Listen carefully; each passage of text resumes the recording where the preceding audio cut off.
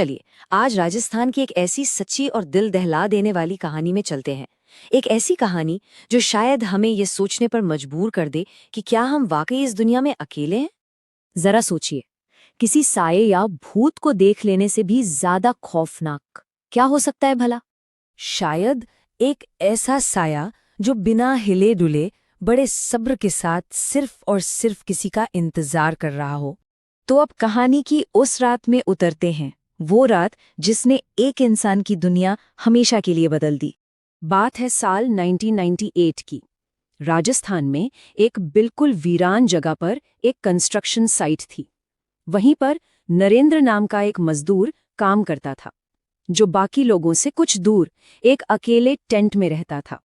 अब सुनिए, नरेंद्र के टेंट के ठीक सामने एक बहुत ही विशाल और पुराना बरगद का पेड़ था। वो पेड़ कुछ अजीब था, इतना कि बाकी मजदूर दिन के उजाले में भी उसके पास जाने से कतराते थे। कहते थे कि उस पेड़ में कुछ तो गड़बड़ है। तो एक रात को नरेंद्र पास के गांव से कोई फिल्म देखकर लौट रहा था। जैसे ही वो अपने टेंट के पास पहुंचा, उसकी नजर उस पेड़ पर पड़ी और मानो उसका खून ही जम गया हो। पेड़ के ठीक नीचे शादी के लाल जोड़े में एक औरत एकदम मूर्ति की तरह बिना हिले डुले खड़ी थी। नरेंद्र के दिल में मानो एक तूफान सा उठ खड़ा हुआ। एक तरफ तो डर था कि भाई इस वीराने में आधी रात को ये कौन हो सकती है और इस तरह पत्थर बन के क्यों खड़ी है। तो वहीं दूसरी तरफ एक सवाल भी था कि क्या इसे किसी मदद की जरूरत है। थोड़ी हिम्मत जुटाकर नरेंद्र ने जैसे ही एक कदम आगे बढ़ाया, एक बर्फीली अजीब सी ठंडी हवा का झोंका उसकी रूह को कंपाता हुआ निकल गया। बस उस एक पल में उसकी सारी हिम्मत और जिज्ञासा खत्म हो गई। उसकी जगह एक ऐसी दहशत ने ले ली जो उसने पहले कभी महसूस नहीं की थी। वो फौरन उल्टे पांव भागा और सीधा अपने टेंट में जाकर दुबक गया। कुछ दिन तो ठीक ठाक गुजरे। नरेंद्र ने उस रात जो देखा था उसे एक बुरा सपना समझकर भुलाने की कोशिश की, लेकिन हर जिज्ञासा की एक कीमत चुकानी पड़ती है। कुछ दिनों बाद जब हिम्मत करके नरेंद्र ने अपने सुपरवाइजर को ये बात बताई, तो सुपरवाइजर का चेहरा एकदम सफेद पड़ गया। उसने कांपती हुई आवाज में कहा कि नरेंद्र ने जिसे देखा वो कोई आम औरत नहीं बल्कि एक चुड़ैल थी, एक ऐसी भटकती हुई आत्मा जिसकी मौत अप्राकृतिक रूप से हुई हो। सुपरवाइजर ने गहरी सांस ली और कहा, नसीब अच्छा था तुम्हारा जो तुमने उससे बात करने की कोशिश नहीं की, क्योंकि वो सिर्फ उन्हीं को अपना शिकार बनाती है जो उससे बात करते हैं। और फिर उसने रघु की कहानी सुनाई। रघु वहीं काम करने वाला एक पुराना मजदूर था। उसने भी उस औरत को देखा था, पहले एक रात, फिर हर रात। धीरे धीरे वो उस पर मोहित होने लगा।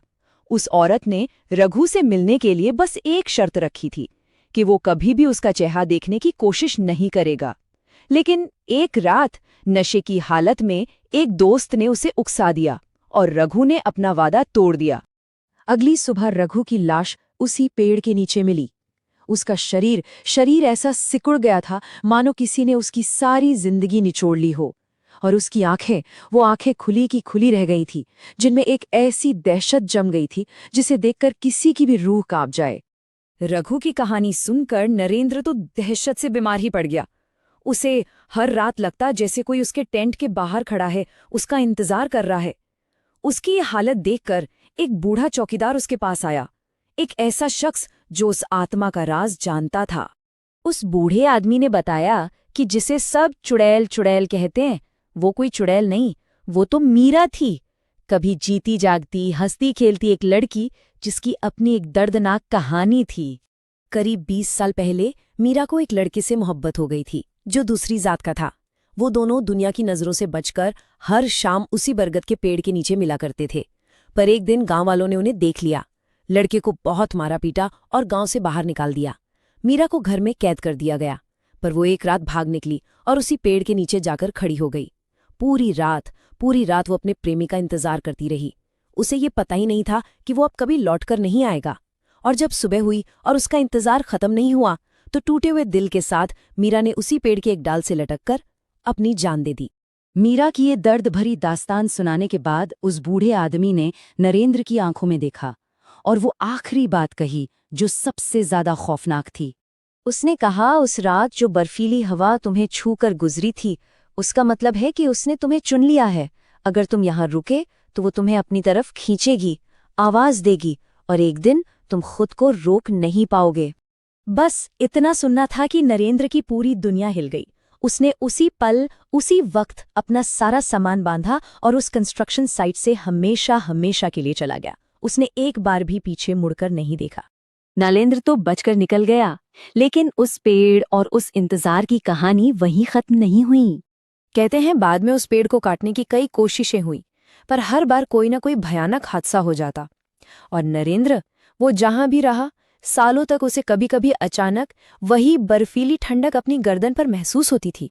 और कौन जाने, शायद मीरा आज भी उसी बरगद के पेड़ के नीचे अपने अधूरे प्यार का इंतजार कर रही है। ये कहानी अपने पीछे एक सवाल छोड़ जाती है। अगर कभी किसी की नज़र उस इंतजार करती हुई रूह पर पड़ जाए तो उसे क्या करना चाहिए? क्या मुंह फेर कर चले जाना ही समझदारी है, या फिर उसकी अधूरी कहानी को समझने की हिम्मत करनी चाहिए?